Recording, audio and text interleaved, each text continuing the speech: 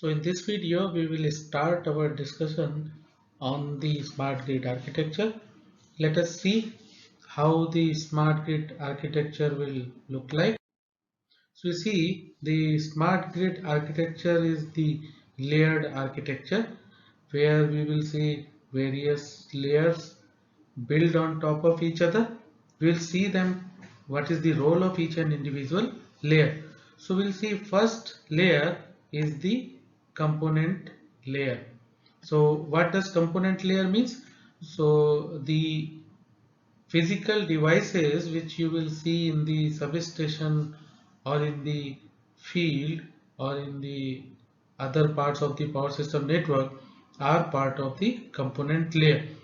So here the devices will include the generation devices, transmission, distribution devices, distributed energy resources, or the devices which are there in the customer premises. So generation, transmission, distribution, DER and customer premises, these domains will be the part of the component layer. So there are various zones in which you will see the interaction of these components starting from process which are within the device level activities, then the field where the devices are connected, then the substations, operations, and the enterprise, that is the company level activities, and then finally the market level activities. Now the component layer which we will see here doesn't mean the physical component, but it is the virtualized component of the physical device. Say for example, when we access the computer, we use the physical mouse, but for computer the physical mouse is having interaction through a device driver.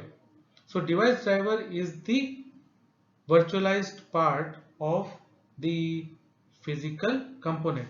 Similarly, in case of the component layer, whatever the devices we will see at this layer in the smart grid architecture, these devices will be nothing but the virtualized form of those components which we will see in the substation or in the field. Say for example, if we see relay is the physical device which will be connected at the substation, but the virtualized components of various activities which we will do in the relay will be part of the component layer.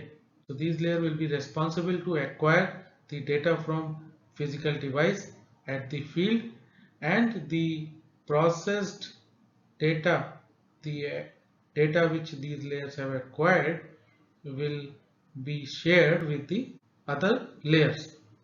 So what are those other layers? So second one is the communication layer. So in case of communication layer, what will happen? The layer will contain various communication protocols. The data which has been acquired by the component layer will be packed with the help of various communication protocols and will be sent to other layers. So communication layer is very important because without having communication layer, the data will not be able to travel from the data acquisition devices to the other layers. So component layer will send data through communication layer to the information layer. Now the third layer, which is the information layer, is the layer which basically converts the data into a standard data formats. So for example, the devices which are interacting with each other doesn't have a standard data format. The data from one device cannot be shared with the other device. So for example, if we have the relay here which is interacting with say circuit breaker somewhere, and both are having different data formats, the relay will not be able to directly interact with the substation circuit breaker because the data formats are different. So the role of information layer is to share the relay data in a standard format back to the circuit breaker so that the breaker can operate. So the data model at the information layer will standardize the data communication among various devices. Now, when you get the data standardized at the information layer, the data is further shared with the functional layer. What is the role of functional layer? Functional layer is that layer where we execute the various power system applications. Say for example, state estimation, contingency analysis, or maybe the other applications like outage management system or metadata management system, or the other applications which are required for the functional aspect of the power system network. Those applications will lie in the functional layer area. So those applications will receive data from the information layer, because information layer is considered to be the front ender of the functional layer, where the data standardization, data sanitation and all those activities happen.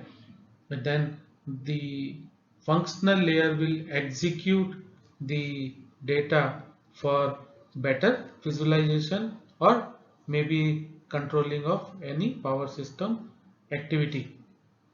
So after the functional layer, the next is business layer, where the data processed at the functional layer will be further consolidated and enterprise level view will be generated. Because say for example, at the substation level or maybe at the control center level, the requirement of the software application is the power system monitoring and control. So that falls under the operational domain of the power system network. So day-to-day activities like monitoring the line flow, seeing the fault of a system, or maybe analyzing the contingency activities, all those things are falling under the functional layer. But those who are in a management role and those who are running the utility business, they will not be interested in the functional aspect of the power system network. They want the business information to be filtered from the functional role to be displayed at the enterprise level. Say for example, the utility management would be interested to know how many faults are occurring in the system every month or maybe every year, how the revenue is being realized, whether we have AT&C losses more than the threshold or not. So all those consolidated views are required to be visualized at this particular layer. That's why it is called a business layer, because it directly hits the business aspect of the enterprise. So these are the 5 functional layers where the data travels starting from component layer to the business layer. So the component layer is the layer where you continuously fetch the data from the field devices, then you allow the data to travel through communication layer to the information layer, where the data standardization and the data modeling happens. Then functional layer will have the data processed for any functional aspect of the system, say visualization and monitoring and control of the power system network. And then the business layer will take care of the business side of the power system network. Now let's see the smart grid architecture model as defined by NIST. So you will see this model given in NIST framework. This includes the distributed energy resources also.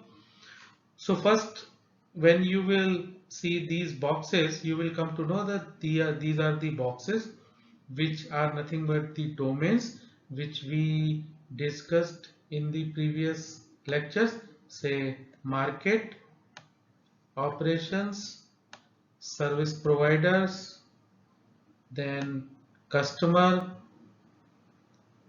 transmission and distribution, and the generation. So all these 7 domains which we defined in smart grid are part of the smart grid architecture model. Now the first layer which you visualize is the component layer. So what are the various elements which you will see in this model as part of component layer? You will see thermostat, appliances, customer equipments. So these are the components which are responsible for direct data acquisition from the field. So wherever we see various field devices, we will fetch the data from the devices. Then next is the communication layer. So on top of all the physical devices which are responsible for data acquisition, we will build the communication layer. So these the dotted paths which you will see are part of the communication layer, where you are stabilizing the communication, and this information is collected and the premise network is built and the data is traveling to the information layer where the data modeling happens, and then you run the various applications. That is, application layer means the SCADA, meter data management system, DMS, demand response, or asset management. So every domain has the blend of each and every layer to execute the various activities.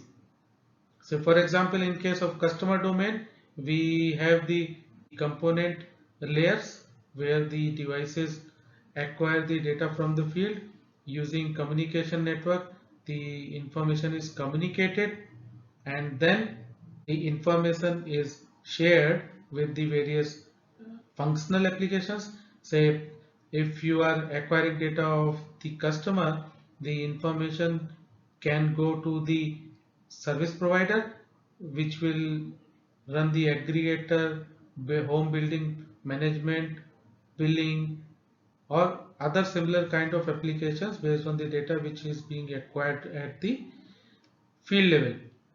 Similarly, this information can go to the operations domain, where this information is being processed for demand response application, or maybe the distribution management or meter data management systems. So this information travels to various domains based on the functional requirement. So after we get the information processed at various layers, finally we will see the market view. That is, the information will be shared with the market domain, where we have lot of players like retailer, aggregator, wholesalers, and so on, where the most of the applications are the business applications which are part of the business layer, and here the energy trading happens, and based on that the settlement related information is shared with the generation as well as the operations team using communication network. When you will see this architecture, you will come to know that the domains are interacting with each other through various communication layers, and the information is shared by the various applications for functional or the business related activities to be carried out. So From the first instance, if you see this, the architecture looks very complex, but when you see the domain level details, you will come to know that the information is flowing from various domains for carrying out various activities. So in case of customer, the information is flowing from the household devices or equipments or appliances, and for the transmission and distribution system, the information is flowing from the devices which are there in the field, like field devices or maybe the substation devices, and these informations are collected and shared through the various communication networks to the various functional applications. For the distribution, we have substation local area network, then wide area network, and even the field area networks to aggregate the data and share with the various applications. So here the data is going to real-time operation of SCADA, or maybe the transmission SCADA, or maybe the distribution SCADA, and so on. So information flow is a key of the smart grid architecture model.